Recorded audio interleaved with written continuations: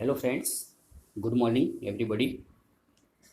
Friends, we are discussing Unit 3, Read 1 of Standard 11 English, Females for Forestry. We have already discussed much in our earlier parts, in almost 5 parts, about what the females have done to save the forest, especially of Himalaya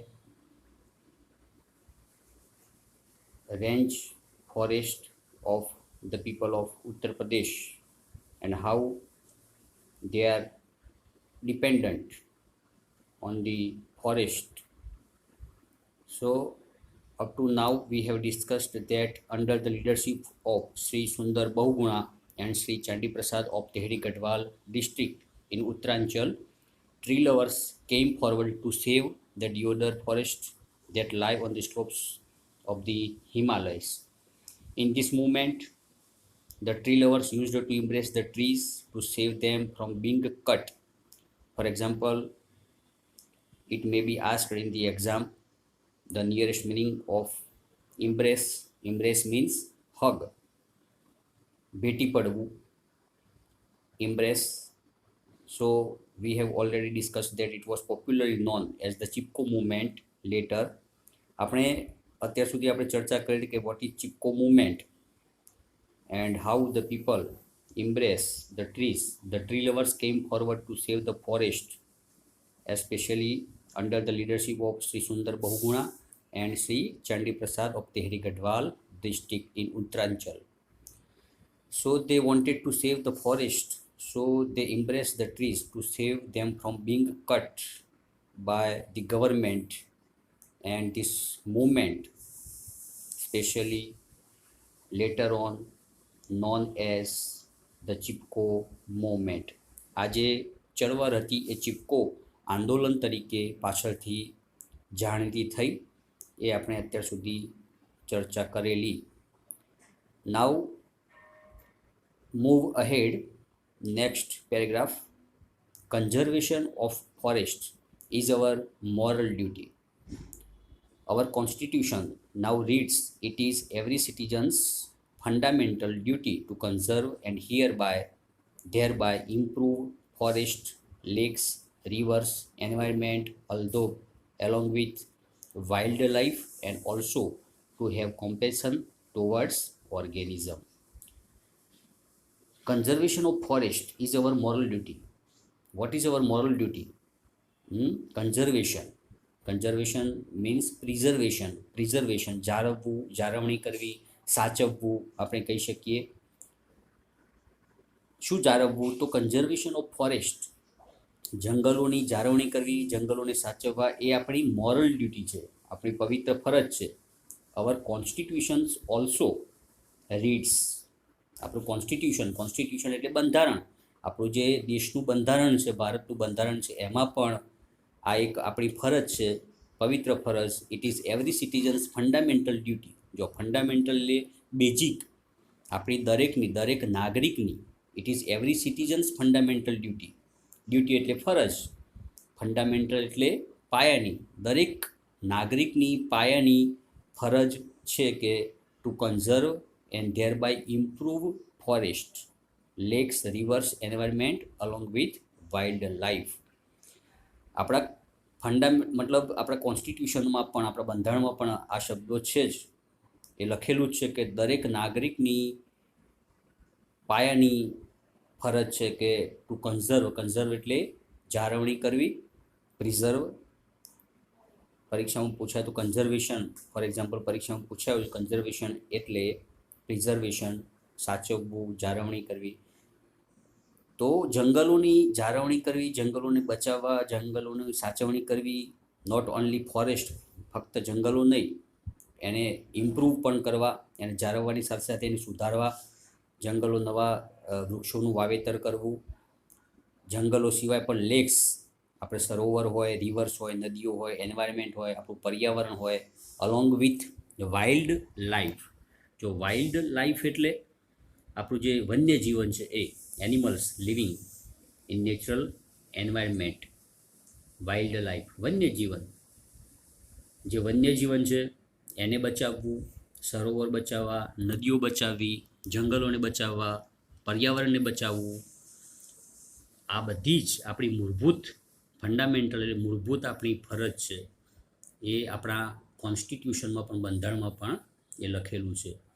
not only this, એટલું જ નહીં, but also to have compassion towards organism. જો compassion એટલે દયા, સહાનુભૂતિ, PT, PITY, પરીક્ષામાં પૂછાય કોમ્પેશન એટલે પીટી, દયા, સહાનુભૂતિ, ટુવર્ડ્સ ઓર્ગેનિઝમ. જો ઓર્ગેનિઝમ એટલે plant life, living thing, here plant life, આપણું જે પ્લાન્ટ લાઈફ છે, વનસ્પતિ જીવન, સજીવો જે છે, વનસ્પતિ જીવન છે, એમની પ્રત્યે આપણે સહાનુભૂતિ રાખીએ, એમની પ્રત્યે દયા રાખીએ, એ પણ આપણી એક મૂળભૂત ફરજ તરીકે આપણા કોન્સ્ટિટ્યુશનમાં, આપણા બંધારણમાં એ લખેલું છે. દરેક નાગરિકની એ મૂળભૂત ફરજ છે.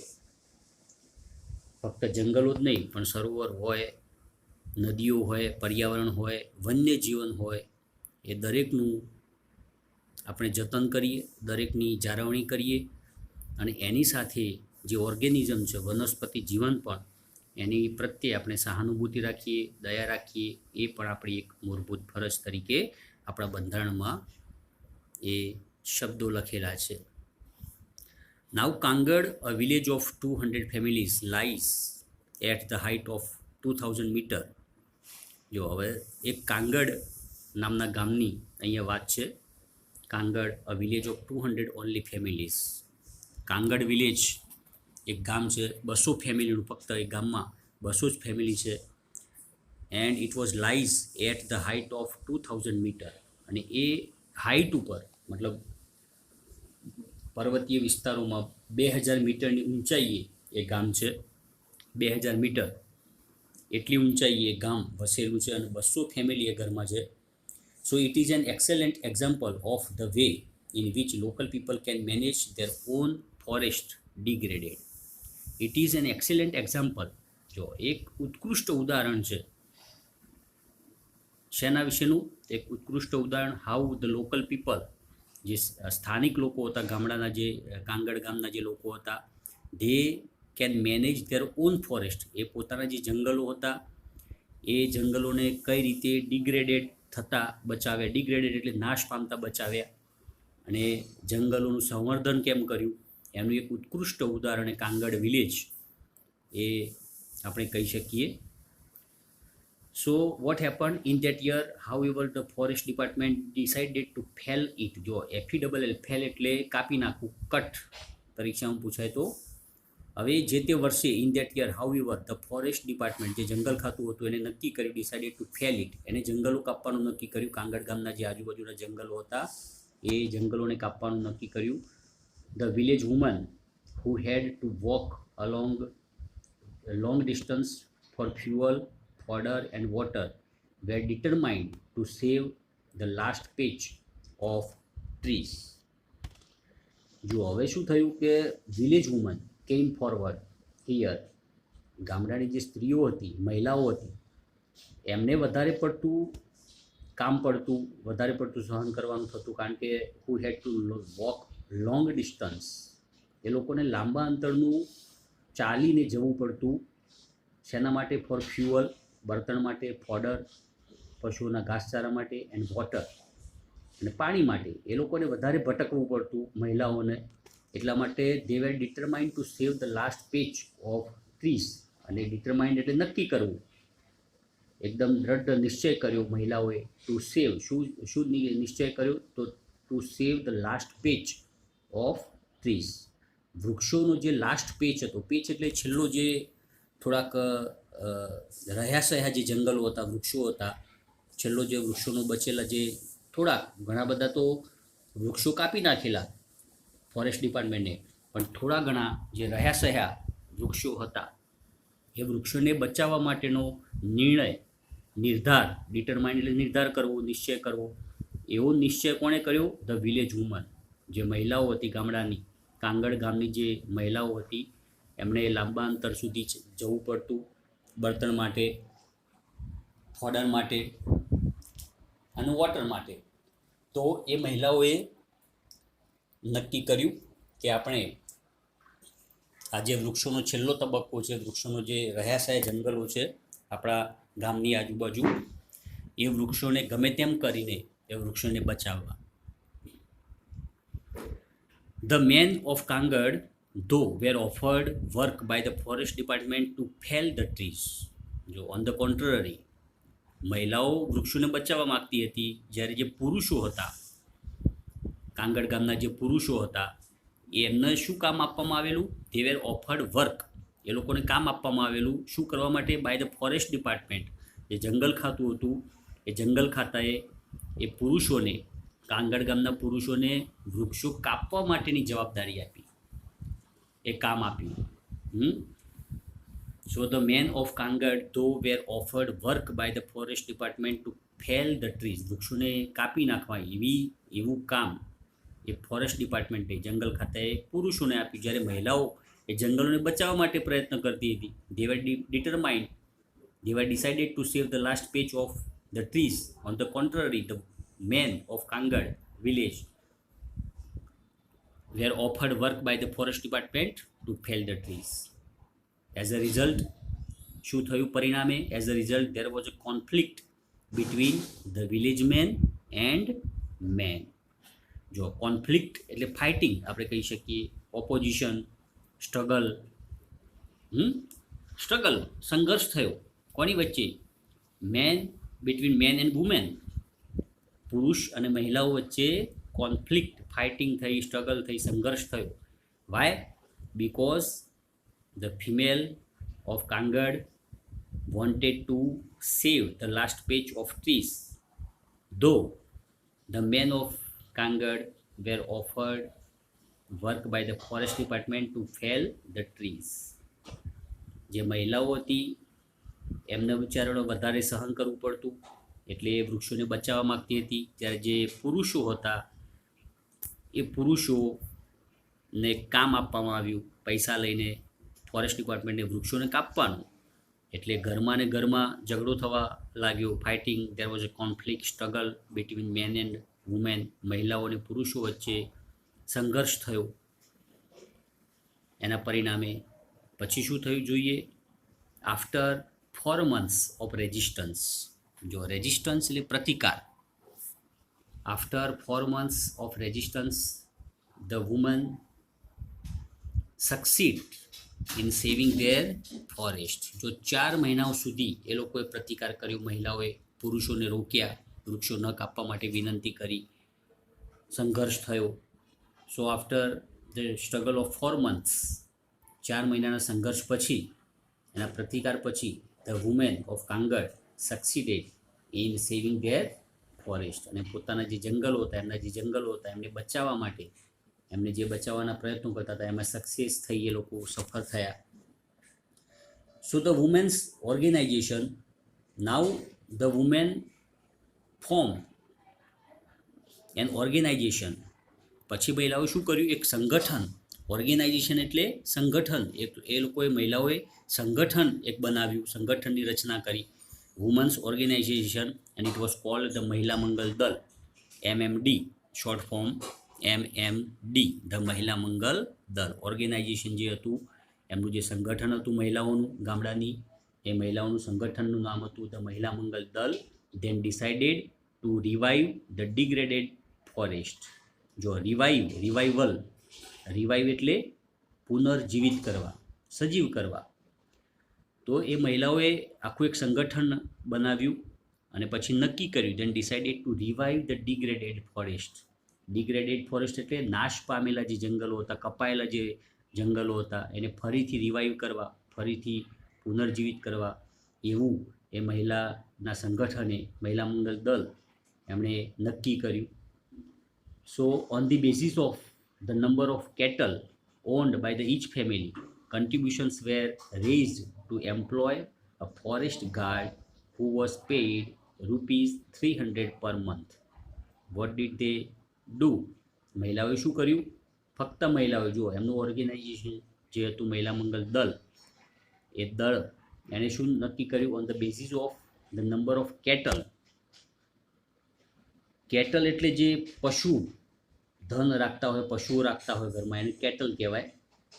એટલે on the basis of the number of cattle owned by the each family, દરેક ઘરમાં જેટલા પશુ હોય, કેટલ જેટલા પશુ હોય એના આધારે, on the basis of the number of cattle, પશુઓની સંખ્યાને આધારે, ઓન્ડ બાય ઈચ ફેમિલી, ઘરમાં જેટલા માલિક હોય, જે પશુઓના માલિક હોય, જેટલા નંબર્સ કેટલના હોય, જેટલા નંબર્સ પશુઓ હોય, જેટલી સંખ્યા હોય પશુઓની, એના આધારે કન્ટ્રીબ્યુશન્સ વેર રેઝડ. તો કન્ટ્રીબ્યુશન એટલે ફાળો, પૈસા, ફાળો એ લોકોએ ઉઘરાવ્યો, રેઝડ ભેગો કરવામાં આવ્યો to employ a forest guard. જો એમ્પ્લોય એટલે નિમણૂક કરવી, એમ્પ્લોય એટલે કે હવે શેની નિમણૂક કરવાની હતી? A forest guard, security, a forest security, જંગલોના રક્ષણ માટે એક ગાર્ડની જરૂર હતી. તો એ લોકોએ નક્કી કર્યું કે આપણે જેટલા ઘરમાં જેટલા પશુ હોય એ પ્રમાણે, 2 પશુ હોય તો એ પ્રમાણે, 3 પશુ હોય તો એ પ્રમાણે, ઈચ ફેમિલી, દરેક ઘરમાં જેટલા પશુ હોય એના સંખ્યાને આધારે એ લોકોએ પૈસા ફાળો ઉઘરાવ્યો, ફાળો ભેગો કર્યો. અને શાના માટે? ટુ એમ્પ્લોય એ ફોરેસ્ટ ગાર્ડ, એક ગાર્ડની નિમણૂક કરવા માટે, જંગલોનું રક્ષણ કરી શકે. અને એને પૈસા who was paid ₹300 per month, અને દર મહિને એ ગાર્ડને 300 રૂપિયા આપવાના, એવું નક્કી કર્યું. And for 3 years the arrangement worked well. જો ફોર 3 years, 3 વર્ષ સુધી ધ એરેન્જમેન્ટ, જે મહિલાઓની આ જે એરેન્જમેન્ટ હતી, જે વ્યવસ્થા હતી, જે ગોઠવણ હતી, એરેન્જમેન્ટ એટલે ગોઠવણ, વર્કડ વેલ, સરસ કામ કર્યું. એમની સરસ આ બધી જે પોલિસી હતી, જે આ ફોરેસ્ટ ગાર્ડની નિમણૂકની, જે જંગલો બચાવવાની જે પ્રોસેસ હતી, એ સરસ ચાલી. The arrangement worked well, but than problems arrows. પછી શું થયું? જે મુખ્ય પ્રશ્ન હતો, મુશ્કેલીઓ હતી, એ પછી ઊભી થઈ. The problems then arose. The forest guard became negligent. જો નેગ્લિજિયન્ટ એટલે કેરલેસ, પરીક્ષામાં પૂછાય તો નેગ્લિજિયન્ટ એટલે કેરલેસ, ઇનએટેન્ટિવ કહી શકીએ આપણે. પછી થોડાક સમય પછી, 3 વર્ષ પછી, એવી પ્રશ્ન ઊભો થયો, પ્રોબ્લેમ્સ ઊભી થઈ કે જે ફોરેસ્ટ ગાર્ડ હતો, જંગલનો જે રક્ષક, જંગલો માટે એમણે એ લોકો જે ગાર્ડ રાખેલો, હી બીકેમ નેગ્લિજિયન્ટ. નેગ્લિજિયન્ટ એટલે કેરલેસ થઈ ગયો, એકદમ બેદરકાર થઈ ગયો. કામ પ્રત્યે પોતાની જે રુચિ હતી, રસ હતો, એ પ્રત્યે બેદરકાર થવા લાગ્યો. And protection was loose. અને જે જંગલોનું રક્ષણ હતું, પ્રોટેક્શન, રક્ષણ હતું, ઇટ બીકેમ લૂઝ, એકદમ લૂઝ થઈ ગયું. એને બહુ ધ્યાન આપવા ના માંડ્યું ફોરેસ્ટ ગાર્ડે. એટલે પછી શું થયું? Once the women discovered this. જો આ જે મહિલાઓ હતી, મહિલા મંગલ દળ ઓર્ગેનાઇઝેશન, જે સંગઠન હતું, એમને ખબર પડી, એ લોકોએ શોધી કાઢ્યું, ડિસ્કવર્ડ ધીસ, એમને ખબર પડી. દે એબોલિશ્ડ ધ પોસ્ટ. જો એબોલિશ એટલે પુટ એન એન્ડ, મતલબ અંત કરવો, ડેસ્ટ્રોય એ ખતમ કરવું. જે પોસ્ટ હતી ફોરેસ્ટ ગાર્ડની, એ પોસ્ટ એ લોકોએ નાબૂદ કરી. એબોલિશ એટલે નાબૂદ કરવું, ખતમ કરવું. They abolish the post, forest ગાર્ડને એ લોકોએ કાઢી મૂક્યો, એ પોસ્ટ જ આખી રદ કરી. And decided to guard the forest themselves. What did they decide? They decided to guard the forest. Here guard એટલે રક્ષણ કરવું. પેલો ગાર્ડ એ નાઉન હતું, આ ક્રિયાપદ છે ગાર્ડ. પેલો ગાર્ડ એટલે રક્ષક, અને ગાર્ડ અહીંયા ક્રિયાપદના અર્થમાં વર્બ છે, એટલે ગાર્ડ એટલે રક્ષા કરવી.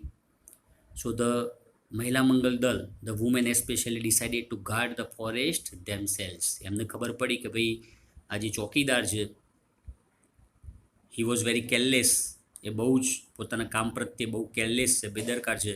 સો they abolish the post and decided to guard the forest themselves. અને પછી જંગલોનું જાતે જ રક્ષણ કરવું, જાતે જ રક્ષણ કરવું, એવું નક્કી કર્યું. They decided to guard the forest themselves. પોતાની જાતે, કોઈ ચોકીદાર નહીં, બસ પોતાની જાતે એ જંગલોનું રક્ષણ કરવાનું એ લોકોએ નક્કી કર્યું. Now the Mahila Mangal Dal has assigned the duty of looking after the forest to a group of village women. Now what happened? Now the Mahila Mangal Dal has assigned the duty. જો assigned એટલે વહેંચવું, સરખા ભાગે વહેંચવું. તે assigned the duty, જે ફરજ હતી જંગલોના રક્ષણ માટેની જે ફરજ હતી એ કામની ફરજ એ લોકોએ અસાઇન્ડ કરી દીધી, વહેંચી દીધી.